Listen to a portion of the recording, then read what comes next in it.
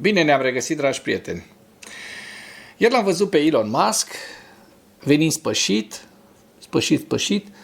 să propună un acord de liber comerț cu Uniunea Europeană, taxe zero, atât pentru mărfuri cât și pentru forța de muncă. Și tot ieri am văzut-o pe Ursula von der Leyen vorbind despre un acord istoric între Uniunea Europeană care îi propune lui Trump tarife zero la toate produsele industriale, dar are și o amenințare. În caz contrar, spune ea, vom răspunde prin contramăsuri. Comisia Europeană a oferit Statelor Unite ale Americii o înțelegere pentru a elimina tarifele la toate bunurile industriale în cadrul negocierilor comerciale, potrivit Euronews și CNN. Ursula von der Leyen, președinta Comisiei, a subliniat intenția de a riposta la politicile lui Trump în cazul eșuării discuțiilor. Și acum, ca idee, vreau să vă arăt de ce Elon Musk a ieșit atât de spășit ieri să ne spună că vrea un acord de liber schimb cu Uniunea Europeană. Păi de ce? Oare de ce? Elon Musk, în momentul de față, a pierdut 145 de miliarde de dolari din cauza politicilor lui Trump și este sabotat în întreaga lume din cauza idioțeniilor pe care le-a făcut, inclusiv acel salut nazist.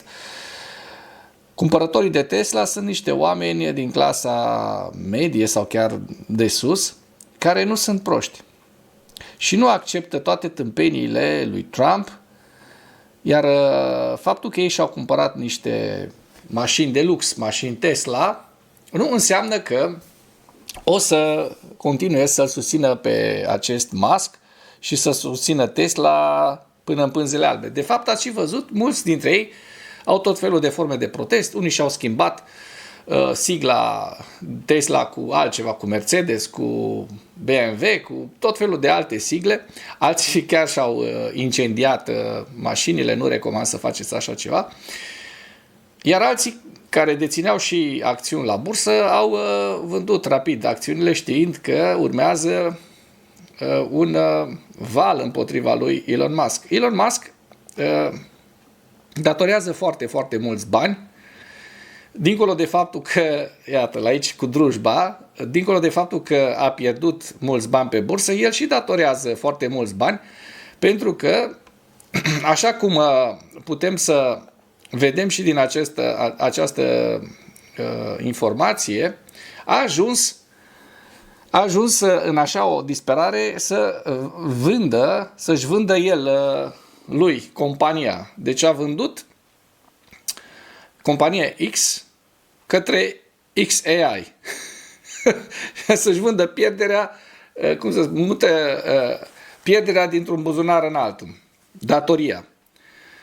Și a făcut acest gest, a vândut companiei XAI, care va plăti de unde? Tot din buzunarul celălalt al lui Trump, 45 de miliarde de dolari pentru X, mai puțin decât a plătit Musk pentru aceasta în 2022.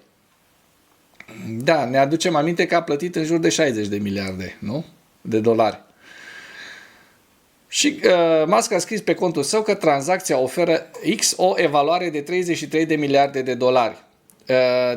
De ce? Pentru că noua afacere include 12 miliarde de dolari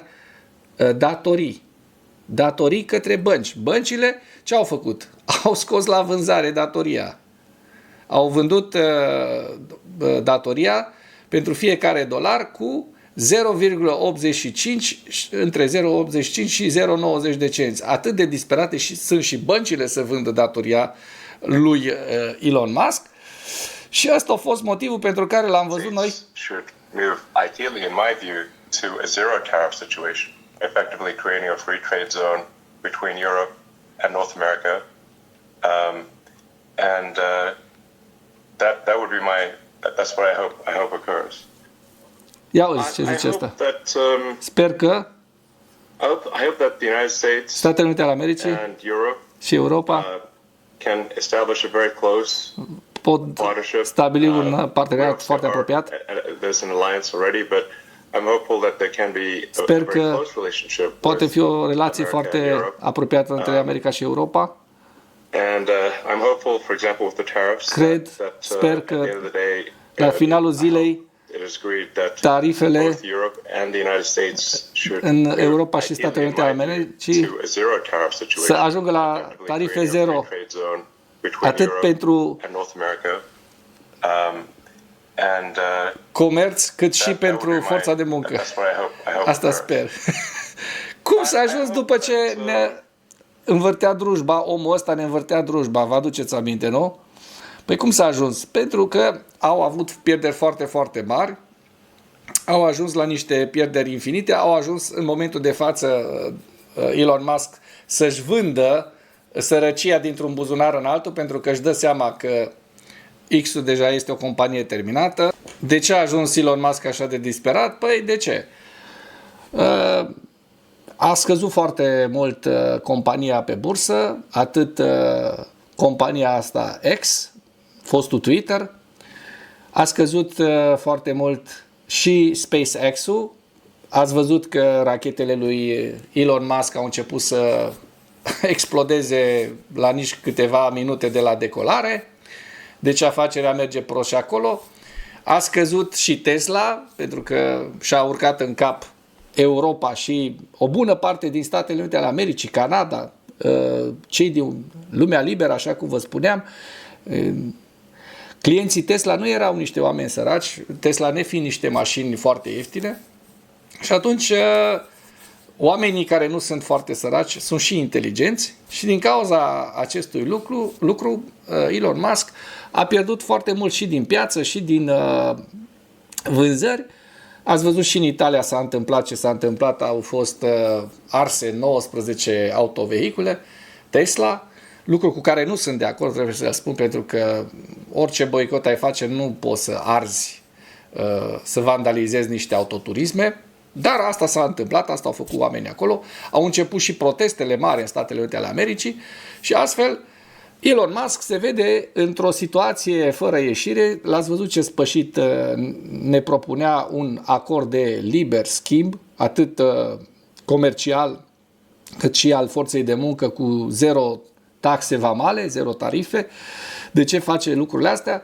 Pentru că omul în momentul de față realizează toate greșelile pe care le-a făcut, inclusiv drujba, inclusiv salutul nazist, inclusiv zvăpăiatul ăsta înainte de alegerile din Germania și susținerea extremei naziste, extremei de dreapta, a naziștilor, a fasciștilor, partidul AfD, care a explodat la alegeri, a avut peste 20% și acum îi se întorc toate aceste lucruri pe care le-a făcut, pentru că lumea în momentul de față este o lume globală în care nu poți să-ți bați joc de Europa și să nu ai repercursiuni asupra faptelor tale. Iată că are și le va plăti foarte, foarte scump. Eu cred că Elon Musk în momentul de față este cu datorii mai mari decât valoarea companiilor pe care le deținem. Asta înseamnă că el este